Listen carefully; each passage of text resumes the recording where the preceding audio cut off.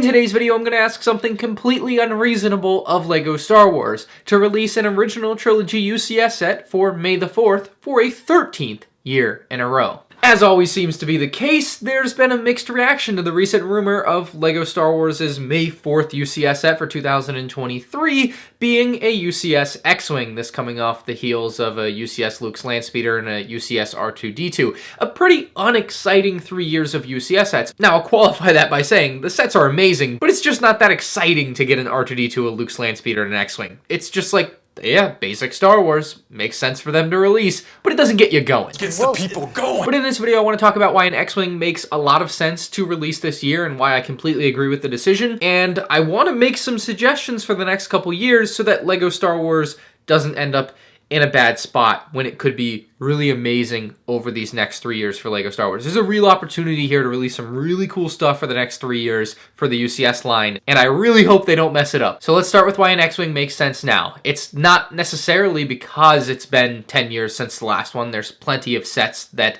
haven't been re-released in a long time. I, in fact, think a UCS Imperial Shuttle would have been better to release this year, I suppose, given the anniversary for Return of the Jedi. Now, they will certainly make this a Return of the Jedi anniversary set for Luke's X-Wing. It was in the movie, but much like the TIE Bomber, it's not necessarily the movie people think of when thinking of Luke's X-Wing. So the X-Wing, to me, getting released right now opens up slots later on and is really good right now because there's so many new collectors to LEGO Star Wars. So many. And it's not necessarily to say they should continue to only do re-releases because there's new collectors. You should certainly be exploring new things, and they have been. But in this particular case, the X-Wing, much like the Millennium Falcon, is just one of those things that is critical and just so Star Wars, right? And not having a UCS X-Wing available for LEGO Star Wars, especially with the huge influx of newer fans over the last few years, just wouldn't make sense. And so you have to have this set exist, much like you have to have a UCS Millennium Falcon, have to have a UCS AT-AT, all of these sorts of things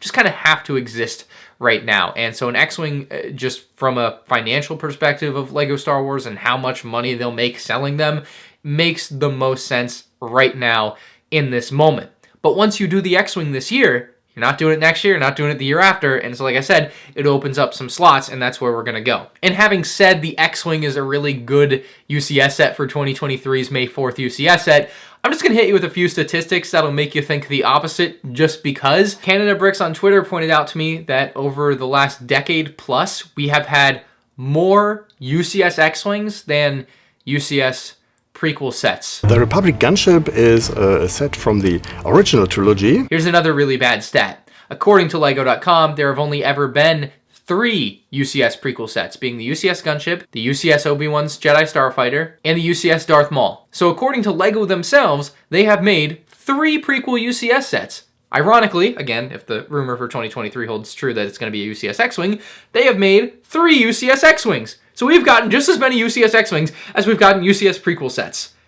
It's pretty backwards. But now I'm going to tell you what I think the next 3 UCS sets should be, and they're all going to be original trilogy. So there's currently no rumor for the second half of 2023 as far as what the UCS or Master Builder Series set might be, but if it was going to be anything, I think the Death Star is the next most important thing for them to make it. Like $650 is that's going to cost. Much like with the Falcon and the X-Wing, where they are just some of the most popular things you could ever sell, the Death Star is also that thing that has been missing for this new influx of fans. And I'm specifically talking about a paneled one. I mean, we had the 2 playset ones in 2008, 2016, but I think you have to go and make a paneled one at this point, a real nice display piece. You could do it like the AT-AT, where it does have an interior and it's not just necessarily a external looks display set and it's got something going on inside. But either way, no matter how it's executed, I think a UCS Death Star has to be at the top of a list of things to be made. And the decision for what's going to be coming out in the second half of this year, frankly, has already been made. I'm more so making this video right now because I want 2025 to not be bad. So we're thinking more in the future than this year and even next year probably, even though I'm going to make some suggestions for next year. And we'll just jump right into that, 2024. So the slate is blank. There's obviously no rumors for a year from now. But if it's May 4th, 2024, I'm coming out with a Slave One. It's the set that I was hoping would come out this year and not an X-Wing, or even last year instead of Luke's Landspeeder. The Slave One is obviously very, very popular. It's something they've made tons of playsets of, and of course back in 2015 made a UCS version. 2024 would mark 9 years since the original version's release, and just to give you a little perspective on that, the UCS R2-D2 re-release happened 9 years after the original. There's certainly never a set amount of years a set has to have been retired for them to re-release it, but come 2024 we'll be in what is the reasonable year to release a new one according to past UCS releases. Now at the end of 2024 I would like to see them do a Master Builder Series set, because I don't think for $650 this year that we're getting a Master Builder Series set. It just seems way above where the other MBS sets have been historically, being Cloud City, Mos Eisley Cantina, and technically sets like UCS Hoth and the Ewok Village. Those are $250 to $350, now $400 with price increases. $650 is a pretty big step up from there. I just don't see it. But next year in late 2024, even though the anniversary was this year, it doesn't really matter. Sets come out all the time, not on anniversary years. A Master Builder Series Endor is the most needed Master Builder Series set at this point in my eyes. I almost forgot about the big leak for 2024 potentially being a Master Builders UCS Jabba's Sail Barge. So that one's going to have to fit in here too. A Master Builder Series Endor, Jabba's Sail Barge, and Death Star can't all three exist, but for the big sets for 23 and 24, I would expect 2 of those 3 sets to be the sets. I don't know what else they would do at this point in time, what makes sense, but those are what makes sense to me, those 3 sets. I don't know how I forgot about Jabba's Sail Barge. There was a whole leak. It was one of the craziest leaks in LEGO Star Wars history, like 2 weeks ago, and I've already forgotten it. Wow. I just said 4 straight Original Trilogy UCS sets would be great, because they would be, and they make a lot of sense right now. And as much as I would have loved a Clone Wars UCS set for this year, it's just probably not happening. And,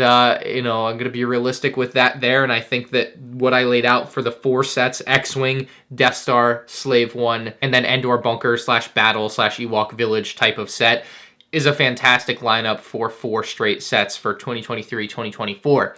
And then we get to 2025, and this is exactly why I'm making this video, because I don't know, but I don't think they would have decided what's coming out 2 years from now quite yet. I think the door is still open, and that's why I wanted to make this video now, get the community kind of like talking about it, because if we don't talk about it now, the designers will just forget, because that's what happened with Lego Marvel, and they just said, oh, we didn't realize there was an anniversary. And I would be so sad if this anniversary was missed. 2025 is the 20th anniversary of Revenge of the Sith. I fully believe it's the most popular and most well-liked prequel movie. And if you're going to make any UCS sets based on a prequel movie, I think Revenge of the Sith at this point is the most deserving and would probably perform the best. And I have a couple banger ideas for 2025 UCS sets. So for May 4th, assuming next year is like a Slave One, that'll be 13 years in a row of Original Trilogy sets on May 4th. It's time to end that streak, but I don't want it to end next year. I actually want it to end in 2025.